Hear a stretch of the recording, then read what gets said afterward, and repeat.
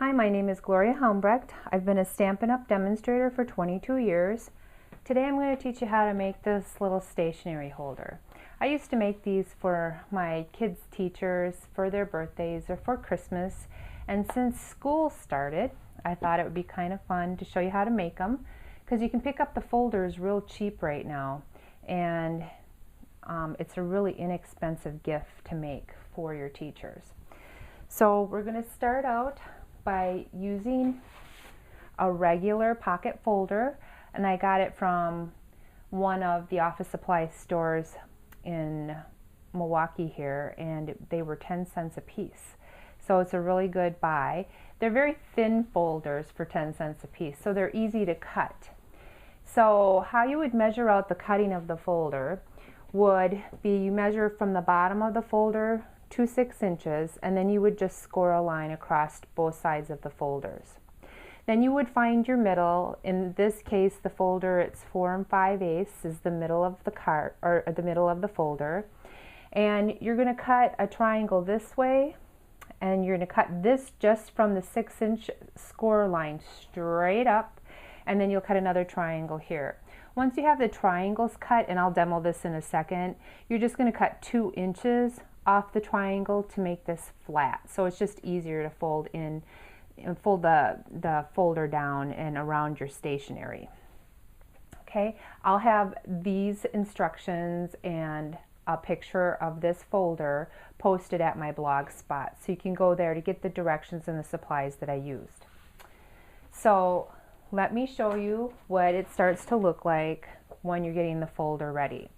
So here's the folder, and like I said, you're going to measure in the middle. You can measure from the bottom to 6 inches up. I've already cut that triangle on that side.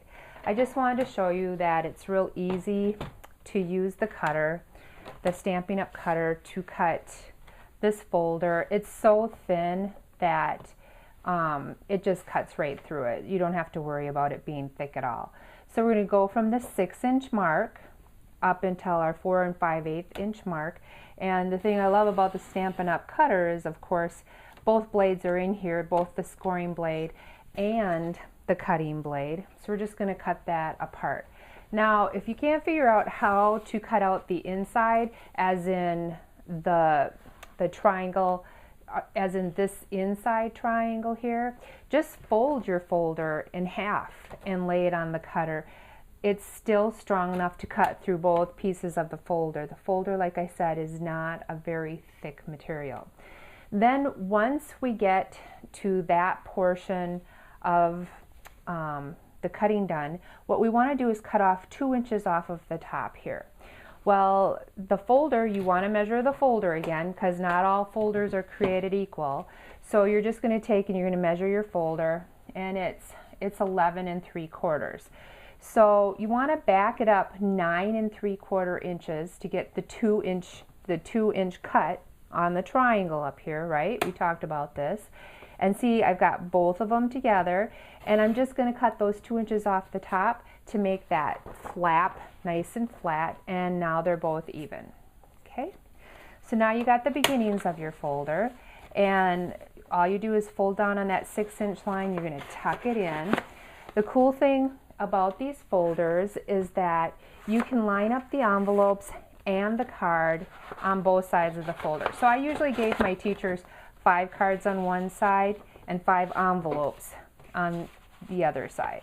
So they would get 5 and 5 and 5 and 5 for a total of 10 cards, 10 thank you cards. And they fit in there perfectly. You know, a regular card, 8.5 or 5.5 by 4 1/4 fits in. 2 of them fit in perfectly into the file, and then you're just going to plop it over, tuck in that flap, and then like you saw on my other one, on the original, what I've done is I just put, we have our new folder make, or our new envelope maker.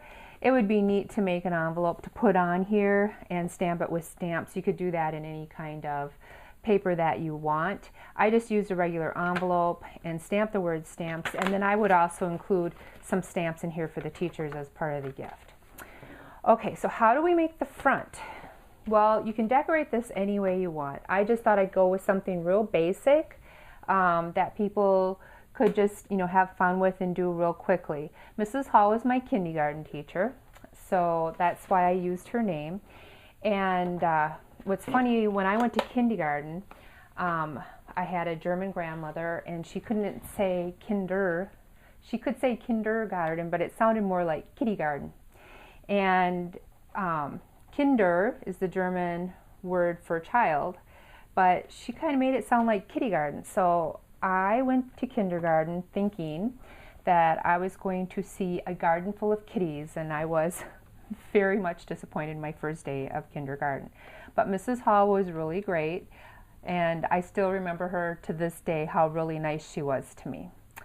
So to make the frame on my faux slate board, I took some soft suede paper, and this is cut the standard 4 1/4 by 5 1/2.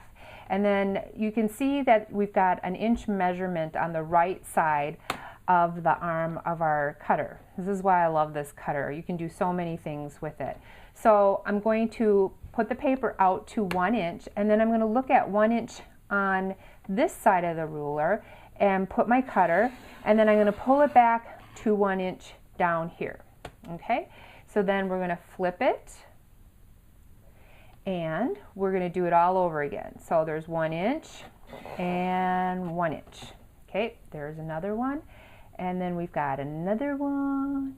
And so basically we're going ring around the rosy all the way around the card. We're doing the 1 inch cut so that I can get a frame, because we want the slate board to have a wooden frame, right? Well, once we cut out that 1 inch groove, what happens is that I want to put the wood grain embossing folder as texture around this. Now, some of you who are demonstrators might think, oh, I'll just use the coordinations paper, that'll look really cool. Well, the coordinations paper, because it's so thin, when you emboss it with the wood grain texture folder, it just kind of falls apart, it just rips. But because it's so big, how am I going to get the entire folder to look like a wood grain? Okay, so what I did is I folded it like this. So you're going to fold it and try to, be as even as you can, and then you're going to put it in your folder. All right, so it fits perfectly in the folder. You're going to run it through the Big Shot, and because this is TV, I've already done that. Woohoo! And when it comes out, you've got the texture that you want for your slate board. Doesn't matter what side that you're going to use. You're just going to open it up.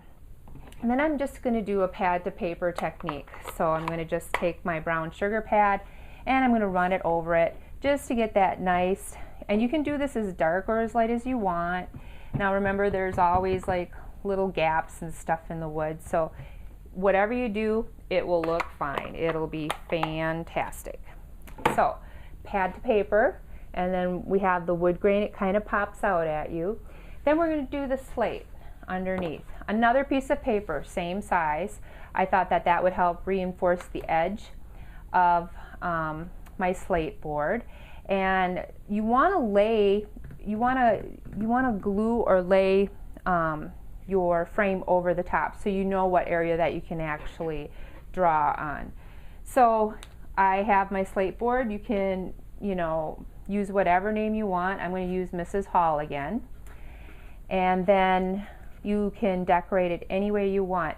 Now I am using our new chalk marker, and I love this marker. I use it for definition for lots of different things, and it's just kind of a fun marker, and you can put whatever you want on the chalkboard. If she likes cats, let's put a cat on. I think cats are pretty popular. We'll just do this. There we go. And let's get a little cat nose and some whiskers. I love it. So anything you want, first day of school, you could get this for your teacher. She'll love it. Okay, once we've got that all together, the only thing you've got left to do is to mount it onto your folder that you made, and then you're going to give it to your teacher full of some handmade cards that you've done.